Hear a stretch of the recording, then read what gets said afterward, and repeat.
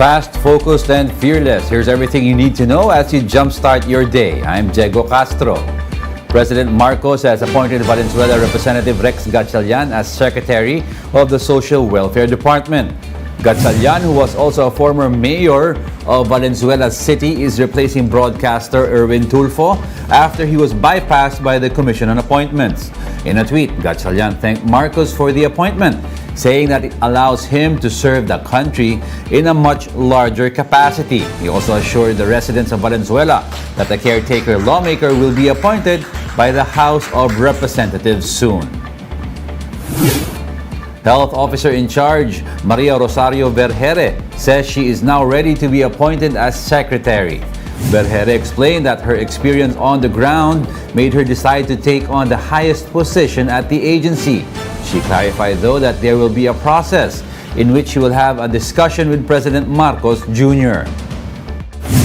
Hindi niya kailangan akong lapitan para maging Secretary of Health ako. Ako po ang magsasabi sa kanya, ako po ang makikipag-usap sa kanya. Sa tingin ko ngayon, with all of these things happening at sa lahat-lahat ng trabahong kailangan gawin for us to really improve on our healthcare system, sa tingin ko, this is the appropriate time for me to help the country. While some groups back Vergere to be the DOH chief, there are also those who criticized her leadership. Sinasabi niya na sana tutugunan niya itong mga issues ng health workers. Pero sana bilang YC, tugunan na niya. Hindi na yan aabot sana maging permanent na siya as Secretary of Health. Kaya kung mayroon ka talagang pangangalaga at pagkalingan sa mga health workers, dapat as early as possible na nandyan ka sa pwesto, tinugunan mo na ito. We will be back with more stories after the break. Keep it here on One News.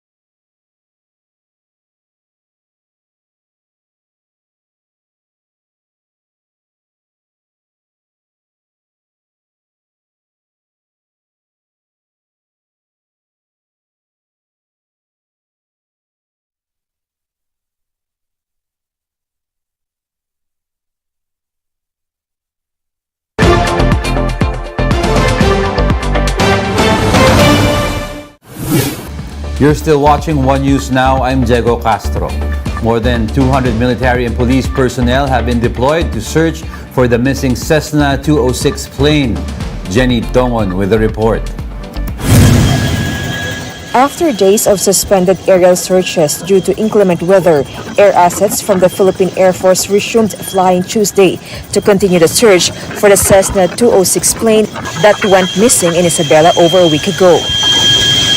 Search parties scored the mountains of Sierra Madre to check for traces of the aircraft. But due to thick clouds blanketing the mountains, they were not able to get a good visual.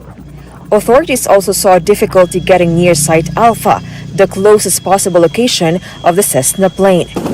To ramp up the search, personnel from the PNP Special Action Force have joined the operations. Members of the PNP staff took off to Maconacon Airport aboard the Cessna plane on Tuesday, similar to the missing one. Their mission is to travel by land to Divilacan town and conduct ground search from there. Aside from them, 42 staff troopers from Manila, as well as 10 from the Bureau of Fire Protection, will travel by sea to Maconacon.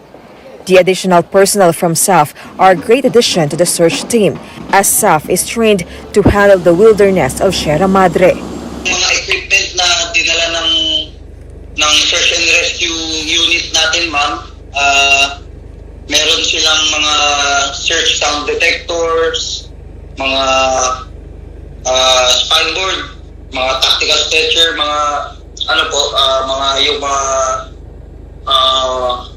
necessary equipment para sa pag-search, ma'am. So meron din mga drones na i-utilize. Overall, more than 200 rescuers have been deployed to find the missing Cessna plane, with the first batch of the team who left on Saturday still approaching Site Alpha.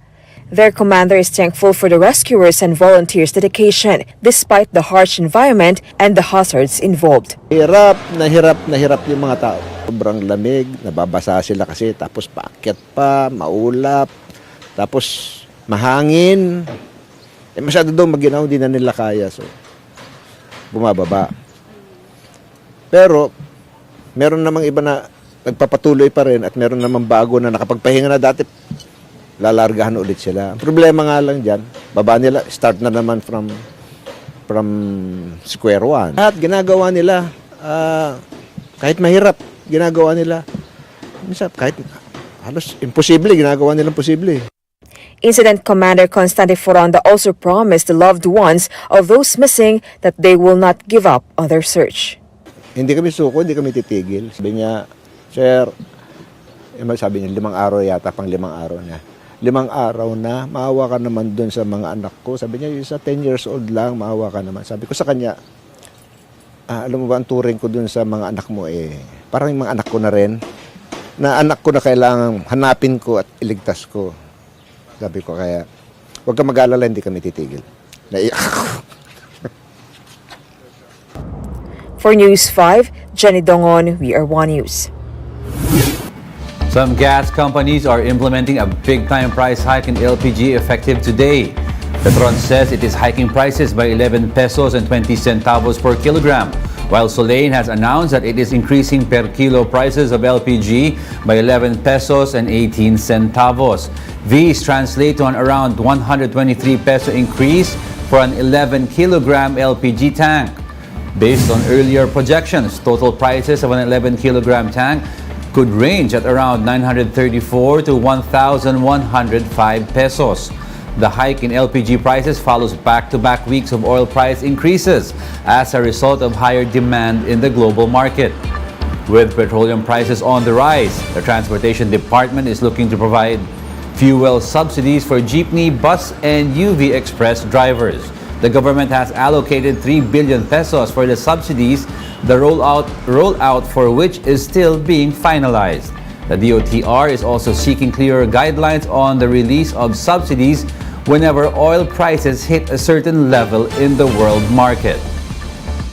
Hindi natin masabi kung tataas ulit ang presyo ng produktong petrolyo itong third at saka fourth quarter. Ito yung ating pinag-aaral ngayon para pag dumating man yung pagkakataon na yun, may mahihila pa rin ang gobyerno para may pangtustos sa ating mga drivers at operators. Here are other headlines we're keeping our eyes on. President Bongbong Marcos has launched his ambitious housing project with a goal of delivering 6 million housing units within his 6-year term. The president made a call to Congress to make sure there is enough funding for the Pambansang Pabahay para sa Pilipino program under the General Appropriations Act. Fewer Filipinas aged 15 to 19 are reportedly getting pregnant. However, Popcom reports that the number of teen pregnancies aged 10 to 14 remains high, and their primary alleged cause is sexual abuse. MediaQuest announced the appointment of Jane Basas as President and CEO of Signal TV. She concurrently serves as President and CEO of MediaQuest, the holding company of TV5 and Signal. While joining the Kapatid Network is Guido Zaballero, who will sit as the new President and CEO of TV5. Mr. Zaballero will take on the post effective today upon the retirement of Robert Galang, who led Signal TV and TV5 since 2020. And that's it for this hour. Join us again at 7:45 a.m. as we continue to monitor the day's biggest stories. You can also catch One News on Signal Play. Register an account now at signalplay.com so you can stream One News live anytime, anywhere. I am Diego Castro. We are One News. All sides, all the time.